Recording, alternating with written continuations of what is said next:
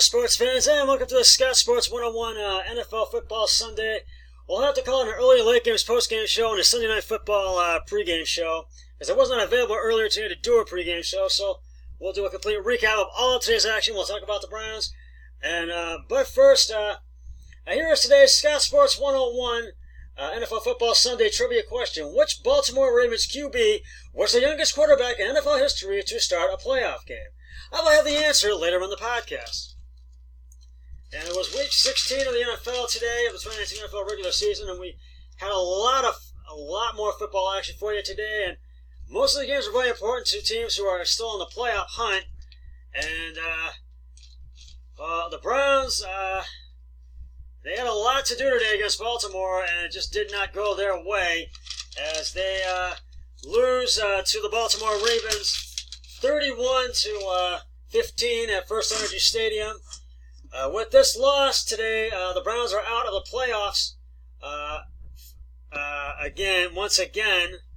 Just could not do it. And once again, the Browns looked flat in the critical moments of this game today. And the Browns were up 14-6 at halftime. They got on the board in the second quarter with a touchdown, but the field goal was missed.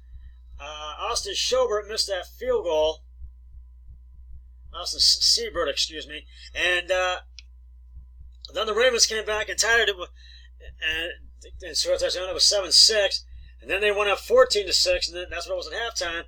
Then the Browns were down 21-9 as the Ravens scored another touchdown. And Mark Andrews went over 1,000 yards total, breaking his record along with Lamar Jackson, who also was breaking records.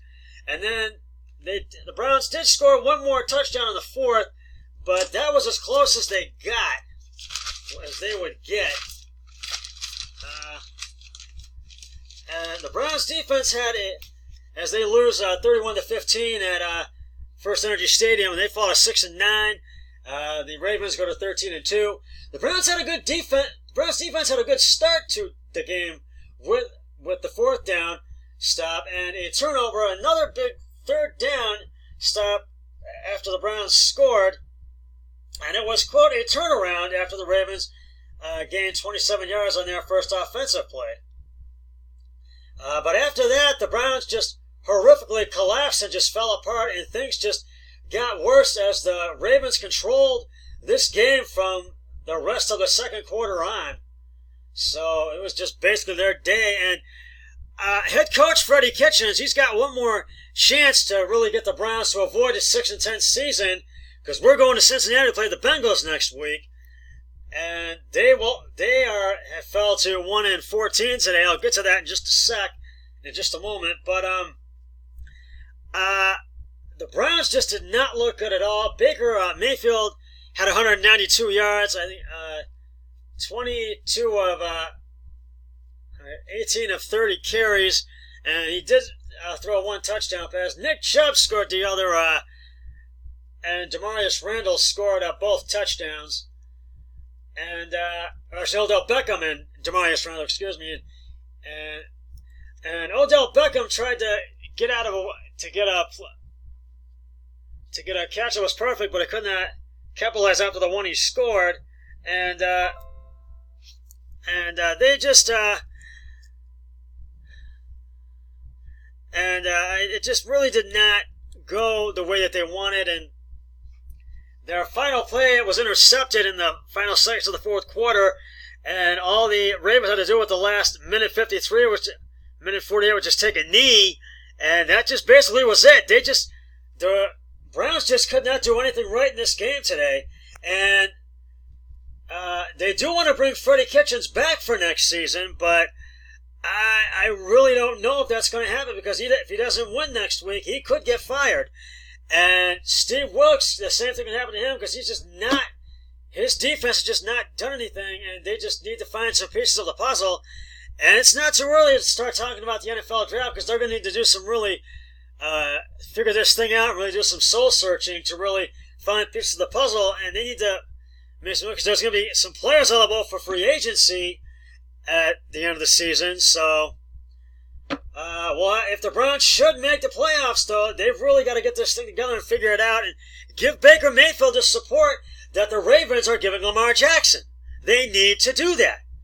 Because we have not had a winning team since we came back in 99, and now it's been 20 years since we've had that this has been going on for. Since after the 1980s and early 90s. So,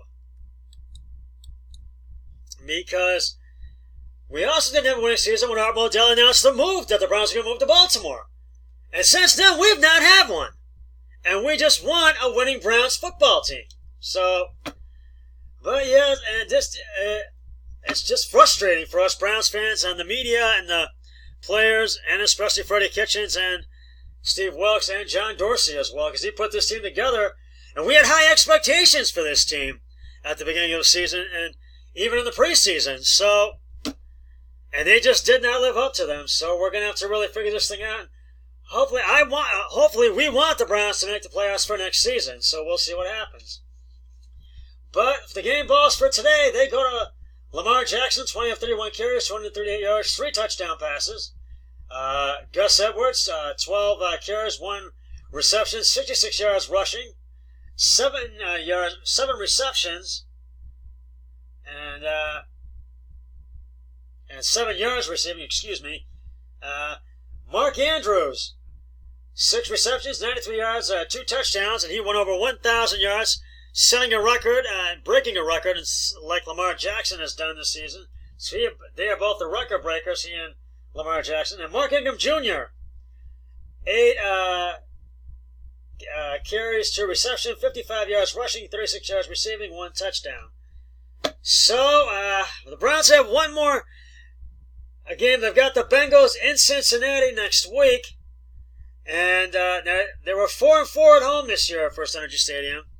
So the last game is on the road, and should we win it, we'll have won a 6-10 season and go to 7-9. And we'll have to see if that win can retain Freddie Kitchens' job, because they do want to bring him back for next season. But I don't know if they're going to bring him back for next season. So wait and see. So so we'll be talking. I'll be talking more about this on my special holiday, my Christmas Day edition of Scott Sports 101. And joining me for that one once again will be my brother-in-law, Eric Hoyle, and his cousin Aaron Hoyle will be joining me as well as my guest on my Christmas Day edition of Scott's Sports 101. And we're going to talk Browns, we'll talk Cavs, we'll talk Indians, talk Buckeyes, and we'll talk some NFL news, NBA news, and MLB news. And we'll talk college football, the bowl day, we'll talk about that. We'll do it all on Christmas Day. Now, right now, I am 9-5 in my picks of the week. My brother-in-law is 10-4, my brother-in-law Eric Hoyle. And we will get to today's action in just a moment. But first, it is time now to... Oh, and I forgot to announce my player of the week for Week 15, and that is Drew Brees by far with his record-breaking for touchdown passes on Monday Night Football. So I gave it to Drew Brees. He got the game ball, the player of the week, because he was he just set a record for 540 career touchdowns. So I gave it to him. But right now it is time to reveal the answer to today's Scott Sports 101 NFL Football Sunday trivia question. Which Baltimore Ravens QB was the youngest quarterback in NFL history to start a playoff game? And if you said Lamar Jackson, you are correct. Lamar Jackson in NFL history when he stepped out onto the field on January 6, 2019 at the age of 21 years, 364 days for a wild card matchup with the Los Angeles Chargers. And I'll have another trivia question on my next podcast, which will be tomorrow on my Monday Night Football pregame postgame show. On my pregame show, so stay tuned for that. Now, we're going to get to today's action. But we're going to go over the 3 games that were played yesterday. I'm going to start with those. The 49ers beat the LA Rams at Levi Stadium in San Francisco 34-31.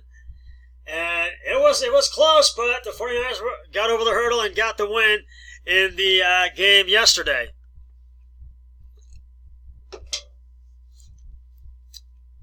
And I got to give the game ball to Jimmy Garoppolo. I have to give it to him. The New England Patriots beat the Buffalo Bills at Gillette Stadium in Foxborough yesterday, 24-17. And Buffalo, they had chances, and they just could not capitalize on them, and they did struggle a little bit, offensively and defensively. So I got to give the game ball to Tom Brady and Sony Mitchell. I have to give it to them. The Houston Texans beat the Tampa Bay Buccaneers yesterday at Raymond James Stadium in Tampa Bay, 24-17.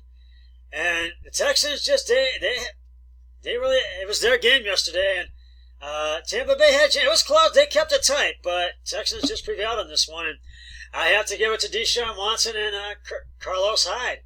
Oh, and DeAndre Hopkins, as well. You three guys.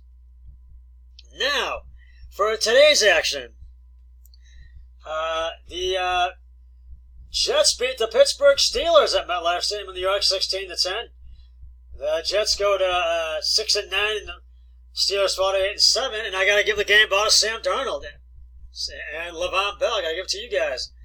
The New Orleans Saints beat the Tennessee Titans at LP Field in Nashville, Tennessee by 10, 38-28.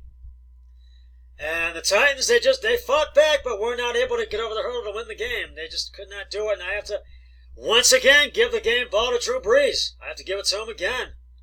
So he gets it again by far.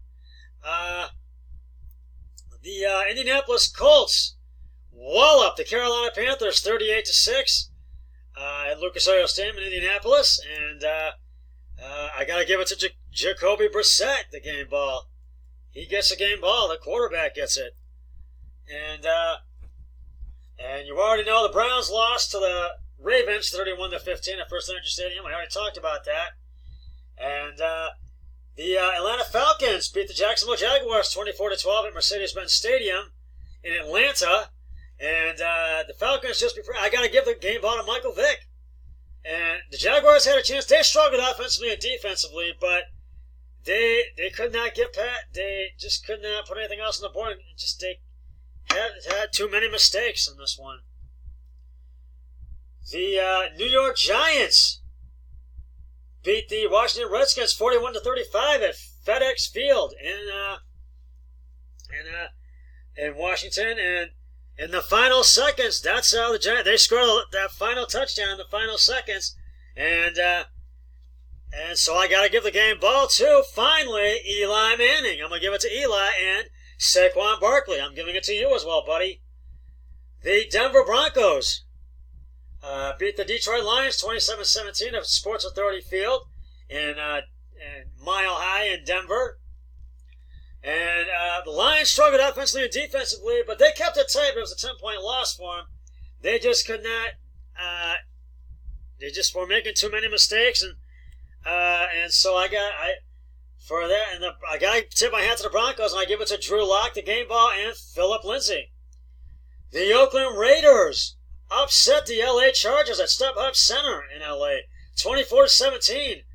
And the Chargers they started out with a good game, and then the Raiders were all had their number, and they just could not really do anything right after that. But they kept it tight, and I have to give it to Derek Carr, the game ball, and so he gets the game ball.